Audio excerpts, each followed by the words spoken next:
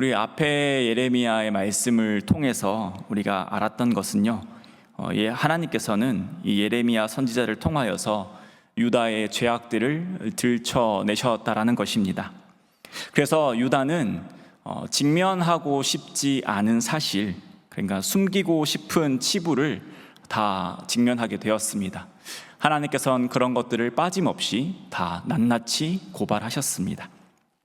그리고 그 죄악에 걸맞은 대가를 받을 것을 말씀하십니다. 그래서 이해할 수 없습니다. 하나님 앞에 회개하며 열심을 내고 있는 것 같은데 왜 그 심판의 메시지가 사라지지 않을까? 설령 하나님의 말씀대로 우리가 그렇게 심각한 죄를 지었다 할지라도 우리는 자랑스러운 아브라함의 자손이고 또 하나님께서 택하신 유일한 하나님의 백성인데 어떻게 이렇게 크게 심판하실 수 있을까? 아마 이해할 수 없을 것입니다. 이 예레미야를 통해 선포되는 그 하나님의 심판은 너무 가혹하고 또 너무 심한 처사인 것 같습니다. 설마 하나님께서 말씀만 그렇게 하시지 진짜 그렇게 하시진 않을 거야 라고 말하기에는 분명한 선례가 있죠. 형제 이스라엘이 멸망당했습니다. 아수르의 칼에 의해서 이스라엘은 멸망했습니다. 그들 또한 동일하게 아브라함의 자손이었고 하나님의 백성이었습니다. 그러나 하나님께서는 그 아수르라는 칼을 휘두르셔서 이 이스라엘을 멸망시키셨죠. 이 사실이 말해주는 건 하나님께서 이 선지자들을 통해 선포하신 말씀, 그것을 분명히 이루신다라는 겁니다. 우상을 숭배하고 하나님을 버린 그 죄에 상응하는 벌을 분명히 받게 될 것이라는 거죠. 그러면 이미 정해진 그 미래 앞에 유다가 과연 무엇을 이제 더 할 수 있을까요? 이스라엘이 결국 멸망한 것처럼 그들도 그저 앉아서 자신들이 망할 날만을 그냥 기다리고 있어야 할까요? 사실 인간적으로는 그렇습니다. 그들이 할 수 있는 것은 아무것도 없죠. 하나님께서 정하신 것을 사람이 무슨 수로 바꿀 수 있겠습니까? 죄인이 창조주에게 어떠한 요구를 더 할 수 있을까요?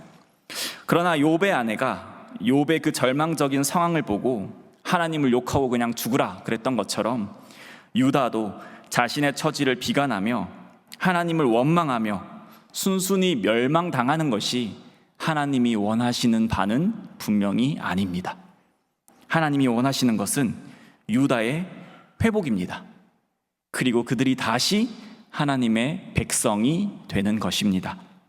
이미 하나님의 백성이지만 육체로만, 말로만, 혈통으로만이 아닌 그들이 진정으로 하나님을 왕으로 인정하고 유일한 신으로 인정하는 것입니다. 1절 말씀을 보시면요, 여호와께서 이르시되 이스라엘아 내가 돌아오려거든 내게로 돌아오라 라고 말씀하십니다.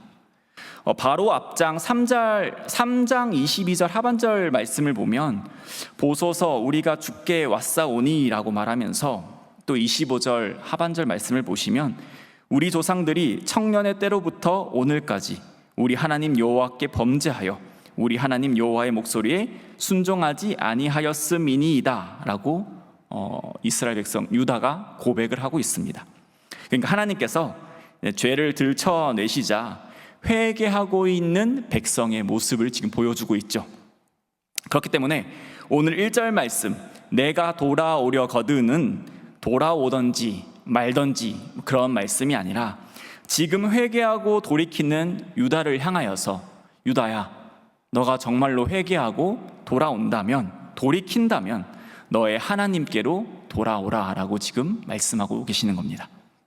이미 유다는 건널 수 없는 강을 건넌 것 같습니다. 하나님 배신하기를 밥 먹듯 하였죠. 그들의 역사는 하나님에 대한 반역의 역사라고 봐도 무방합니다. 하나님을 왕의 자리에서 끌어내리고 거기에 돌과 나무를 올려놓는 그것을 보고 신이라는 기상천외한 일들도 많이 벌였습니다. 그래서 어찌 이런 끔찍한 죄가 용서받을 수 있을까요?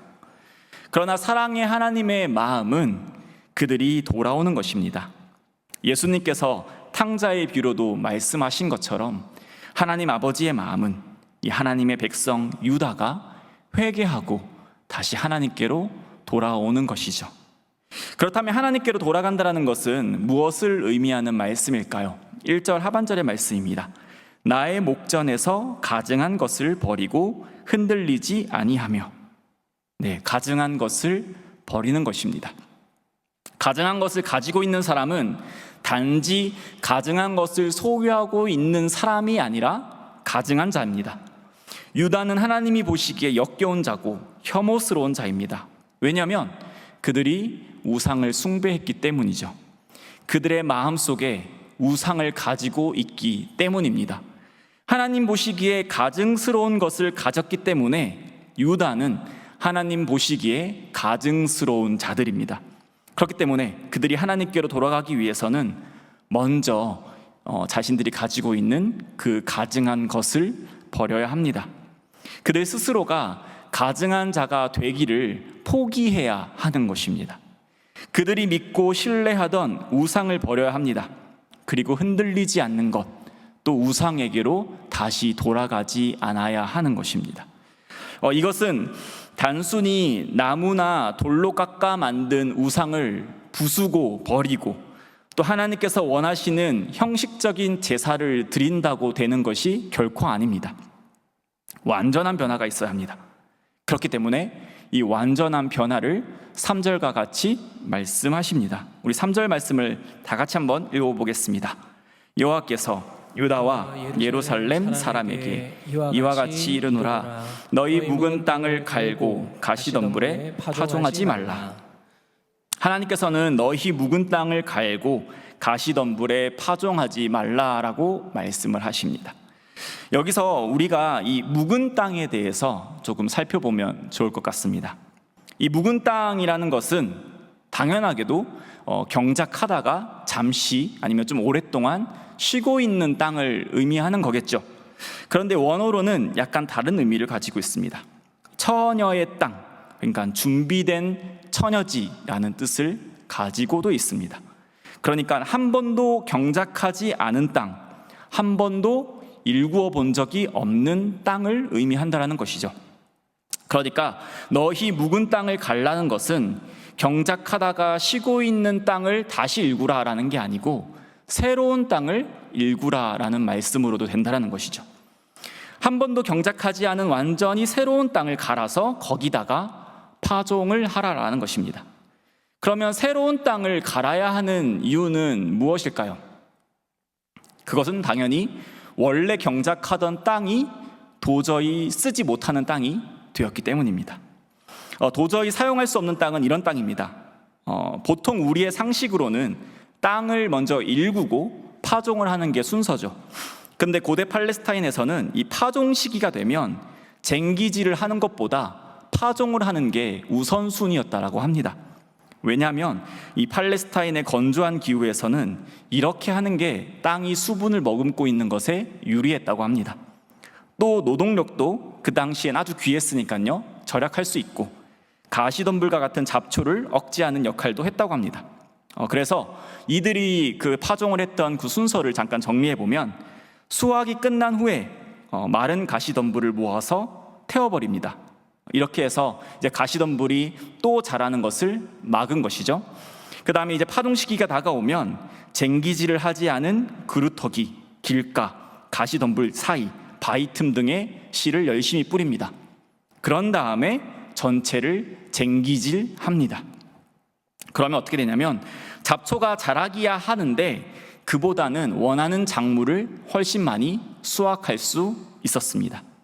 그런데 이제 우리가 살펴보고 있는 땅은 사용할 수 없는, 더 이상 경작할 수 없는 땅입니다. 잡초를 뽑아보신 분들은 알 겁니다. 그 잡초의 생명력이 얼마나 강한지.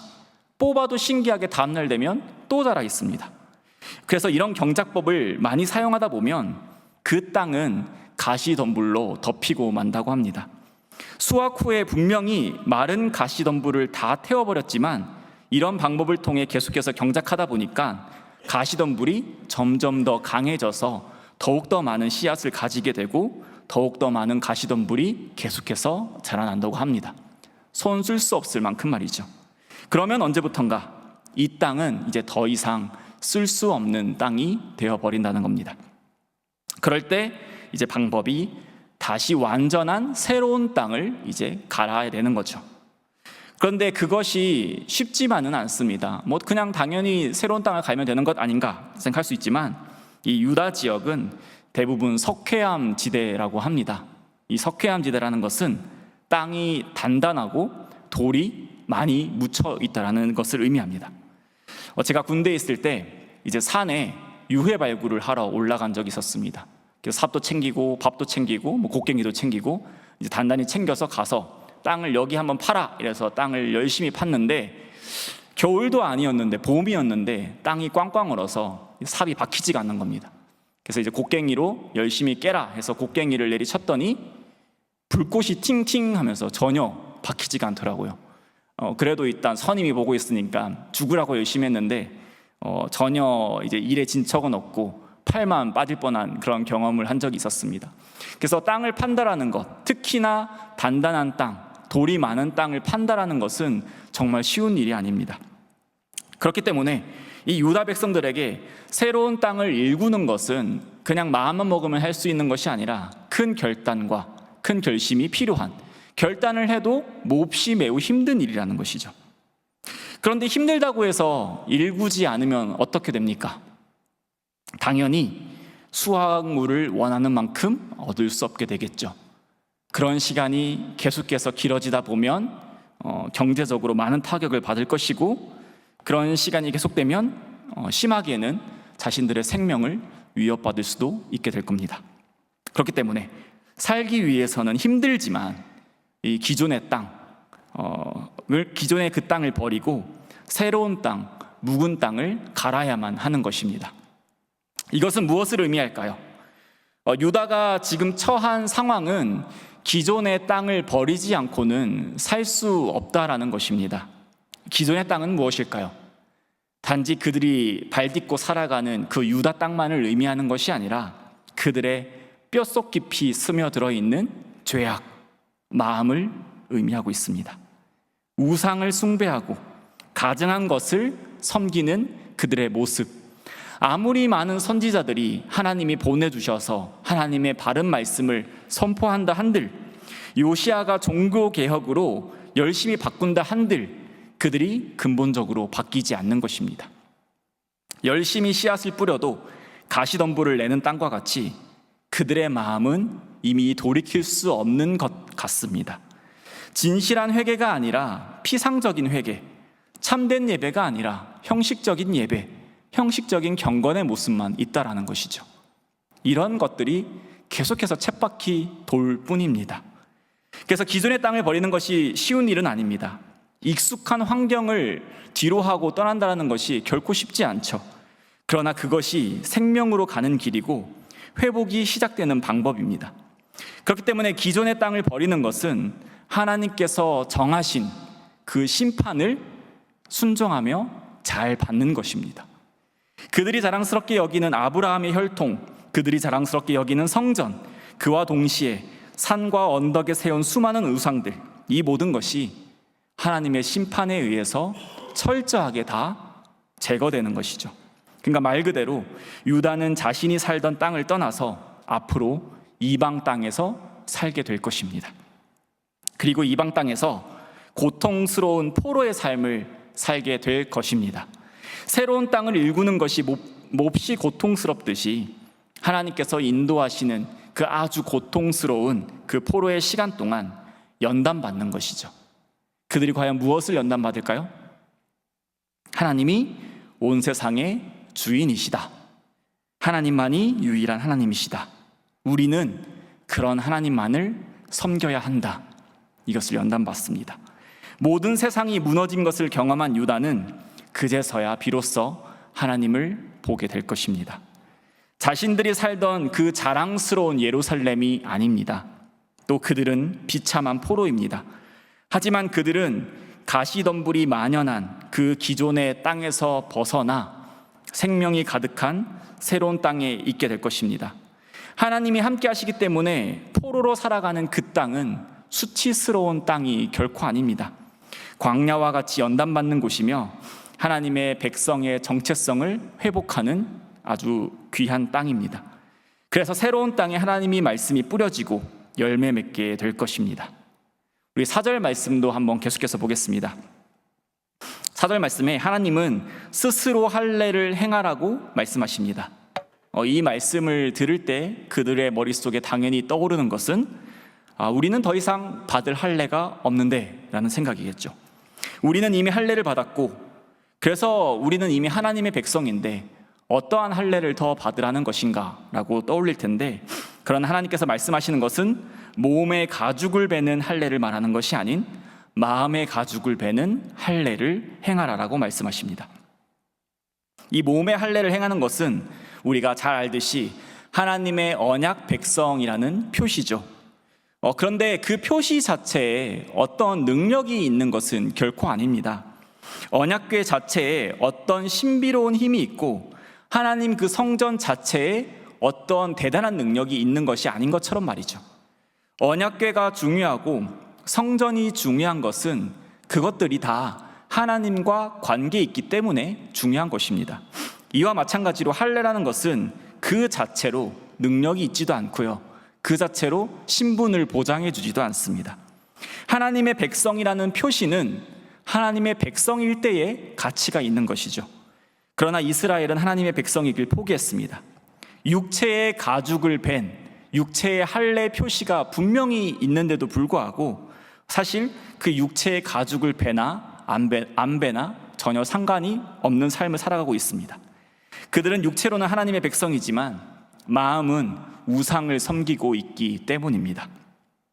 몸에는 선명한 하나님의 백성의 표시가 있지만 그들은 우상의 백성이기를 스스로 자처했습니다. 그것이 곧 그들의 마음에 두꺼운 가죽이 있는 것입니다.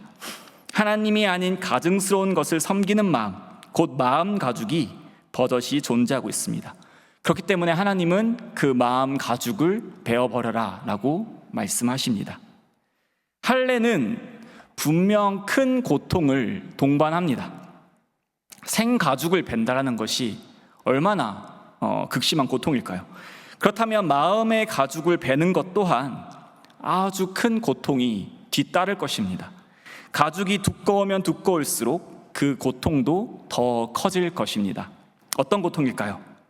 돈이라는 가죽이 없으면 망할 것 같은 그런 두려움, 성공이라는 가죽이 없으면 망할 것 같은 두려움, 때로는 종교적 열심을 통하여서 하나님 앞에 나는 이미 의무를 다했다라는 그런 착각들, 이것이 없으면 내 인생이 무너져 내릴 것 같은 그 모든 가죽을 끊어내는 고통을 겪게 될 것입니다. 그러나 하나님은 아무리 고통스럽다 할지라도 유다를 마음 가죽을 베는 곳으로 인도하십니다. 왜냐하면 그래야 살기 때문이죠.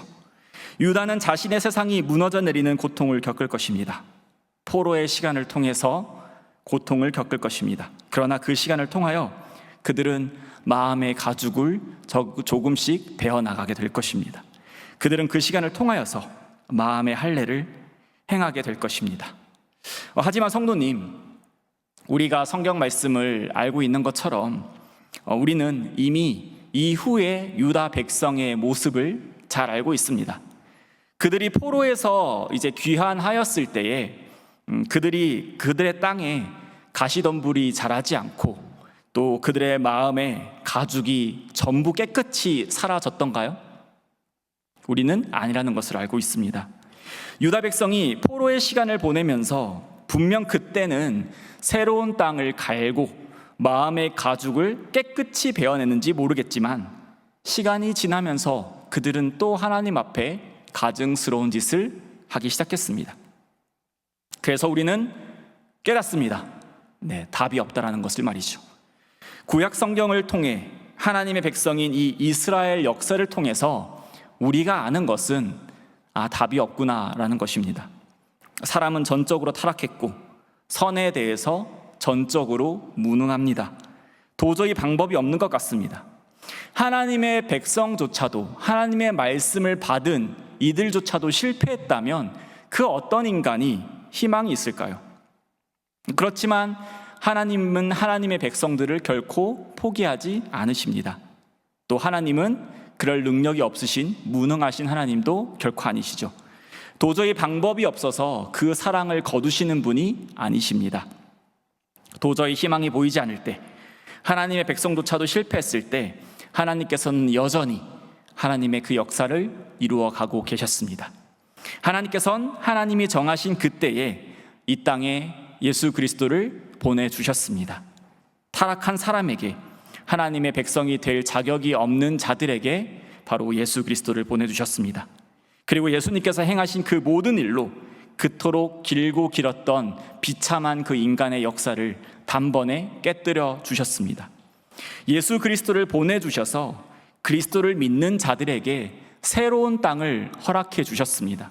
그것은 사망에서 생명으로, 사탄의 종에서 하나님의 자녀로, 죄인에서 의인으로 본질 자체가 바뀌는 것입니다. 묵은 땅을 갈듯이 말이죠. 우리는 죄인이라는 기존의 땅에서 살아가는 것이 아니라 하나님의 자녀라는 새 땅에서 살아가는 존재들이 되었습니다. 그리스도를 믿음으로 이 놀라운 것이 가능해졌습니다. 또 사람이 스스로 행하는 육체의 할례는 하나님의 백성이라는 상징을 잃어버리고 오히려 반역자라는 상징으로 변해버렸습니다. 심지어 마음의 할례 또한 완전하지 않습니다. 가죽을 제거한들 또 마음의 가죽이 자라는 것 같습니다. 육체의 할례, 스스로 행하는 마음의 할례는 하나님께 순종할 수 없다라는 절망감만을 가져다 줄 뿐입니다. 우리는 도저히 하나님의 백성이 될 수 없구나라는 절망을 안겨줍니다. 그러나 골로새서 2장 11절 말씀처럼 또 그 안에서 너희가 손으로 하지 아니한 할례를 받았으니 곧 육의 몸을 벗는 것이요 그리스도의 할례니라. 예수 그리스도로 인한 할례는 우리의 노력이 아닌 하나님의 은혜로 순종할 수 있는 기적을 보여주셨습니다. 오직 하나님의 은혜로 하나님의 백성으로 살아가는 것이구나라는 감사를 심어주신 것이죠. 사랑하는 성도님, 오늘 하나님을 하나님으로 고백하며 예수 그리스도를 나의 구주라 고백하는 이 사실이 얼마나 귀하고 복된 사실입니까? 이스라엘의 반역의 역사를 보며 우리는 그 시대를 안 살았을 뿐이지 우리 또한 마찬가지로 반역의 자식 아닌가요? 하나님과 원수였던 자가 바로 우리들입니다. 굳이 그 시대에 살았으면 어땠을까 상상하지 않아도 됩니다. 단순히 우리가 살아온 지난날을 곰곰이 생각해 보면 바로 답이 나옵니다. 우리의 죄성이 우리를 얼마나 괴롭게 하던가요? 하나님의 자녀로 살아가는 지금도 때로는 죄성으로 인해서 속수무책 넘어지는 것을 우리가 흔히 경험하지 않습니까? 우리 또한 그들과 별반 다를 게 없는 자들입니다. 그런 우리에게, 아무런 소망도 희망도 없는 우리에게 오직 하나님의 은혜로, 오직 예수 그리스도의 순종으로 우리를 살리셨습니다. 우리를 새롭게 하셨습니다. 우리에게 그리스도의 할례, 즉 하나님의 백성, 자녀 삼아주신 것이 얼마나 놀랍고 감사한 일인가요? 하나님께 이 시간 오직 감사와 찬양을 올려드리는 우리 모두가 되기를 소망합니다. 우리의 평생에 오직 하나님께만 순종하며 살아가는 우리 모두가 되기를 소망합니다. 우리 사랑하는 성도님, 존재 자체가 바뀐 우리이기에 또 오늘의 말씀을 더욱더 마음에 새기는 그런 시간이 되기를 원합니다. 하나님께서는 이 유다의 연약함을 잘 알고 계심에도 불구하고 묵은 땅을 갈라 하시고 마음 가죽을 스스로 베라고 분명히 말씀하셨습니다. 이것은 불가능을 명하신 것이 아닙니다. 유다 백성은 분명 하나님의 이 명령 앞에 그들의 연약함을 발견하게 될 것입니다. 흔들리지 말라고 분명히 말씀하셨는데 또 흔들리고 있는 자신들을 알게 될 것입니다. 만약 하나님께서 완벽함을 원하시는 것이라면 이스라엘은 진작에 망했겠죠.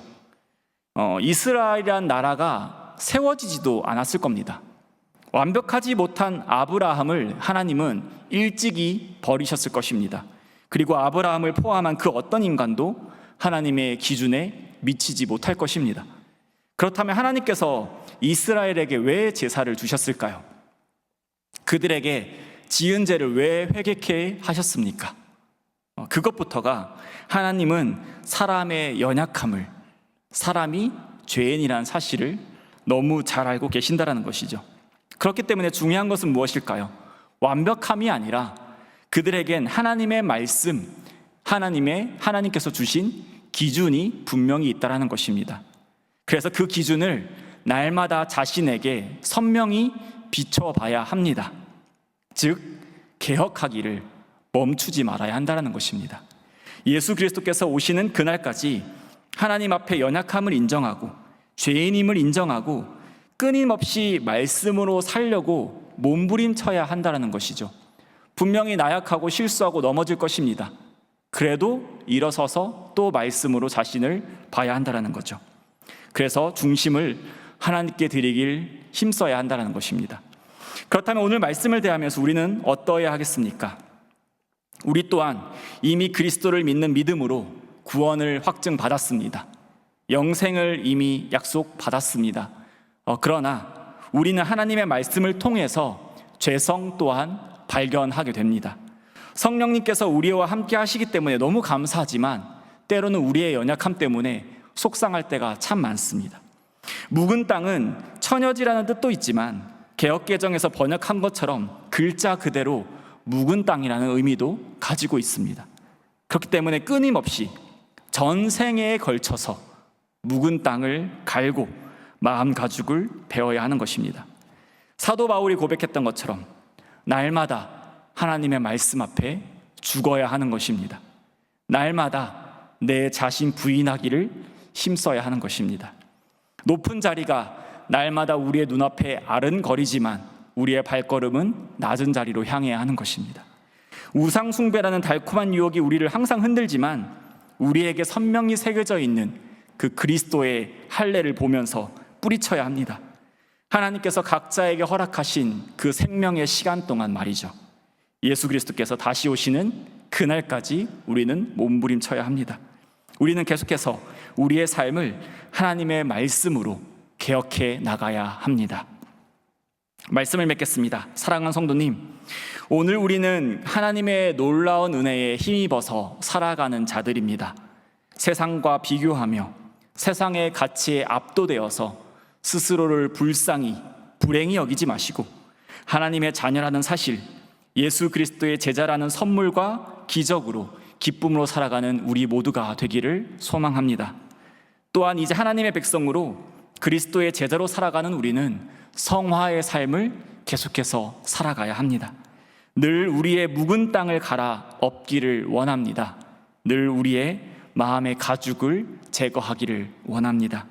우리의 평생의 소원이 하나님 앞에 순전하기를, 또 하나님만을 사랑하기를, 오직 하나님께만 순종하기를 힘써서 하나님께 영광 올려드리는 우리가 되기를 원합니다. 그러할 때에 우리 모두도 하나님으로 인해서 복을 누리며 살겠지만 우리뿐만이 아니라 2절 말씀과 같이 나라들이 나로 말미암아 스스로 복을 빌며 나로 말미암아 자랑하리라의 말씀처럼 하나님을 모르고 살아가는 자들도 우리를 통해 복을 받게 될 것입니다. 우리가 하나님 앞에 하나님의 백성다운 삶을 살아가는 것이 바로 세상에 줄 수 있는 유일한 소망인 것입니다. 이러한 삶을 살아갈 때에 부족한 우리를 통하여 하나님 영광 받아 주실 줄을 믿습니다. 그것만이 우리의 기쁨이 되기를 원합니다. 그것을 우리의 가장 큰 복으로 여기며 살아가는 우리의 삶이 되기를 주님의 이름으로 축복합니다. 우리 시간 함께 찬양 드리겠습니다. 우리 함께 나눈 말씀을 생각하시면서 우리 나의 백성이 우리 가사를 생각하시면서 하나님 앞에 찬양 드리며 나아가겠습니다.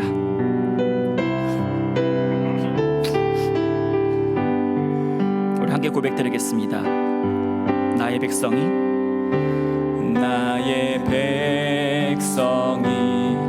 다 겸비하여 내게 기도하며 나의 얼굴을 구하여서 그 악한 길 떠나며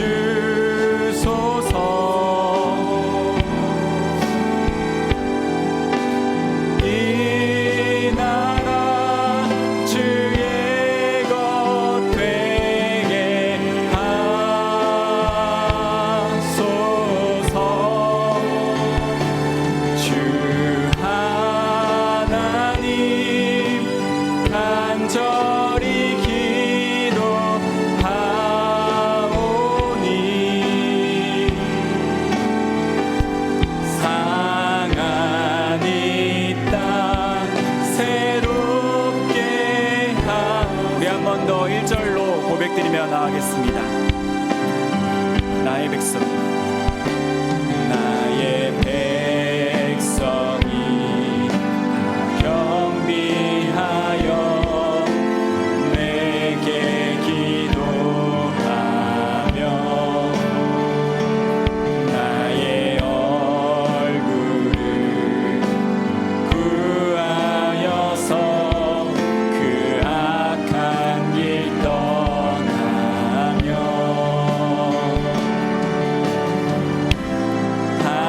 하늘에서 듣고 죄를 사하여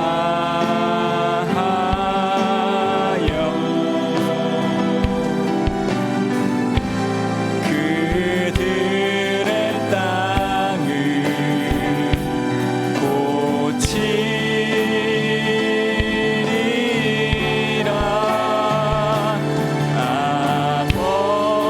아버지여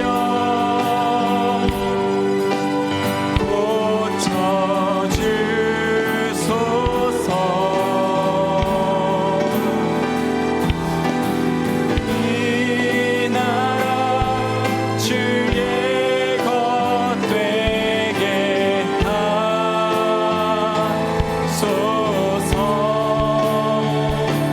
주 하나님 간절히 기도하오니 상한 이 땅 새롭게 우리 마지막으로 한 번 더 고백하겠습니다. 아버지여, 아버지여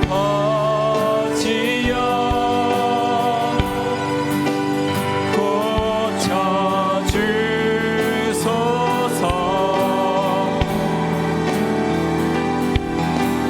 이 나라 주의 것 되게 하소서.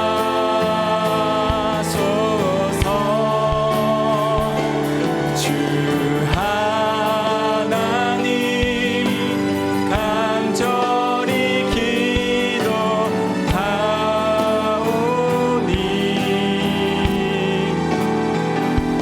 상한 이 땅 새롭게 하소서.